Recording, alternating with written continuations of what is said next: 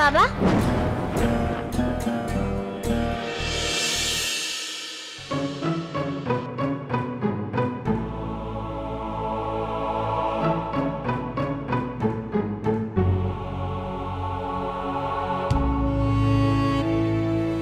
তুমি আমার উপর রাগ করে আছো?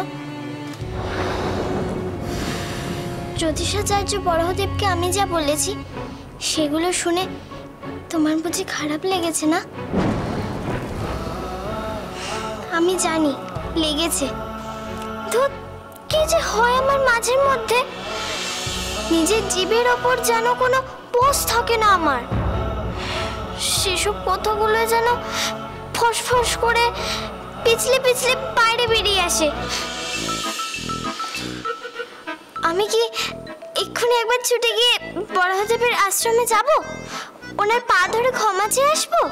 না থাক, সেসব আর করতে হবে না, যা হবার তো হয়েই গেছে।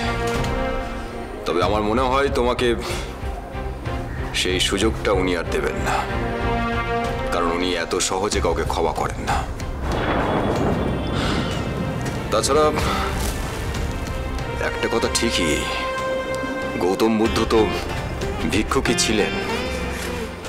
সম্মানের দান গ্রহণ করলে কেউ কখনো ছোট হয়ে যায় না মা। তুমি ঠিকই বলেছ, তুমি যা যা বলেছো তুমি ভুল বলেছো এ কথা কিন্তু আমি বলছি না, তুমি সত্যি কথাই বলেছো। তবে হ্যাঁ, একটা কথা মনে রেখো মা, সত্যি কথার ধার অনেক বেশি। সত্যি কথা বড় কঠিন আর কড়া, তাই খুব সাবধানে ব্যবহার করতে হয়, না হলে সত্যি কথার ধারে হয় অন্যের হৃদয় ছিন্ন ভিন্ন হয়, না হলে নিজের জীব কেটে যায়। দেখো মা, তুমি যা বলেছ ঠিক বলেছ, একদম ঠিক বলেছ। শুধু একটু মিষ্টি করে বলতে হতো, তাহলে উনি তোমার উপর রাগ করার বদলে তোমার উপর খুশি হতেন। কেমন? খনার কাহিনী, সোম থেকে শনি সন্ধ্যে 7:30টায় আকাশ আট ও প্ল্যাটফর্ম 8-এ।